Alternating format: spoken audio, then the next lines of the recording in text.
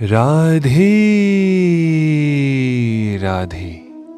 चलिए आज हम आपको बताएंगे कि युद्ध भूमि में अर्जुन किस प्रकार अपना कर्म भूल गया।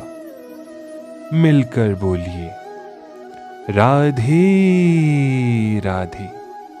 अर्जुन श्री कृष्ण से कहता है, हे शत्रुहंता, हे मधुसूदन, मैं युद्ध भूमि में किस प्रकार भीष्म तथा द्रोण जैसे पूजनीय व्यक्तियों पर उलटकर बाण चलाऊं।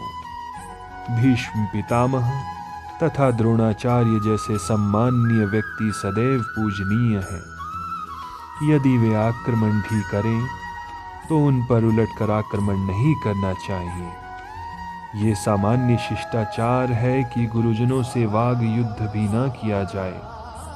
यहाँ तक कि यदि वे कभी रुक्ष व्यवहार भी करें तो उनके साथ रुक्ष व्यवहार न किया जाए। राधे राधे। तो फिर भला अर्जुन उन पर बाण किस प्रकार छोड़ सकता है?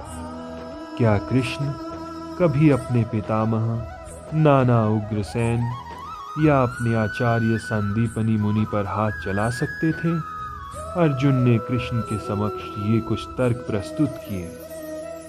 ऐसे महापुरुषों को जो मेरे गुरु हैं, उन्हें मार कर जीने की अपेक्षा इस संसार में मैं भीख मांग कर खाना अच्छा समझता हूँ।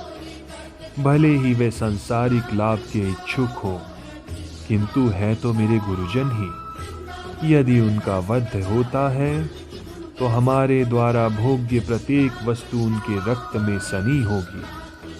शास्त्रों के अनुसार ऐसा गुरु जो नित्य कर्म में रत हो, जो विवेक शून्य हो, त्याज्य हो, दुर्योधन से आर्थिक सहायता लेने के कारण भीष्म तथा द्रोण उसका पक्ष लेने के लिए बाध्य थे। यद्यपि केवल आर्थिक लाभ से ऐसा करना उनके लिए उचित न था, ऐसी दशा में वे आचार्यों का सम्मान खो बैठे थे। किंतु अर्जुन सोचता है कि इतने पर भी वे इसके गुरुजन हैं, अतः उनका वध करके भौतिक लाभों का भोग करने का अर्थ होगा रक्त से सने अवशेषों का भोग। हम ये भी नहीं जानते कि हमारे लिए क्या श्रेष्ठ है, उनको जीतना या उनके द्वारा जीते जाना। यदि हम धृतराष्ट्र के पुत्रों का वध कर देते हैं तो हमें जीवित रहने की आवश्यकता नहीं है। फिर भी वे युद्ध भूमि में हमारे समक्ष खड़े हैं। अर्जुन की समझ में ये नहीं आ रहा था कि वे क्या करें, युद्ध करें और अनावश्यक रक्तपात का कारण बने। यद्यपि क्षत्रिय होने के नाते युद्ध करना उसका धर्म है, या फिर वो युद्ध से विमुख होकर भीख मांगकर जीवन यापन करे। यदि वो शत्रु को जीतता नहीं तो जीविका का एकमात्र साधन भिक्षा ही रह जाता है। फिर जीत भी तो निश्चित नहीं है, क्योंकि कोई भी पक्ष विजयी हो सकता है। यदि उसकी विजय हो भी जाए तो भी यदि धृतराष्ट्र के पुत्र मरते हैं तो उनके बिना रह पाना अत्यंत कठिन हो जाएगा। उस दशा में ये उसके दूसरी तरह से हार होगी। अर्जुन द्वारा व्यक्त इस प्रकार के ये विचार सिद्ध करते हैं कि अर्जुन न केवल भगवान का महान भक्त था, अपितु वह अत्यधिक प्रबुद्ध तथा अपने मन तथा इंद्रियों पर पूर्ण नियंत्रण रखने वाला भी था। राज परिवार में जन्म लेकर भी भिक्षा द्वारा जीवित रहने की इच्छा उसकी विरक्ति का दूसरा लक्षण है। ये सारे गुण तथा अपने आध्यात्मिक गुरु श्री कृष्ण के उपदेशों में उसकी श्रद्धा से ये मिलकर सूचित करते हैं कि वो सचमुच पुण्य आत्मा था।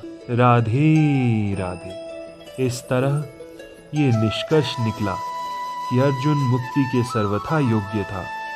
जब तक इंद्रियां संयमित न हो, ज्ञान के पद पर उठ पाना मुश्किल है, और बिना ज्ञान तथा भक्ति के मुक्ति नहीं होती। अर्जुन अपने भौतिक गुणों के अतिरिक्त इन समस्त दैवी गुणों में भी दक्ष था। अर्जुन कहता है, अब मैं अपनी कृपण दुर्बलता के कारण अपना कर्तव्य भूल गया हूँ और अपना सारा धैर्य खो चुका हूँ। ऐसी अवस्था में मैं आपसे पूछ रहा हूँ कृष्ण, जो मेरे लिए श्रेयस्कर हो उसे निश्चित रूप से बताएं। अब मैं आपका शिष्य हूँ, आपका शरणागत हूँ। कृपया मुझे उपदेश दें कान्हा, मुझे उपदेश दें। मिलकर बोलिए राधे राधे, राधे राधे।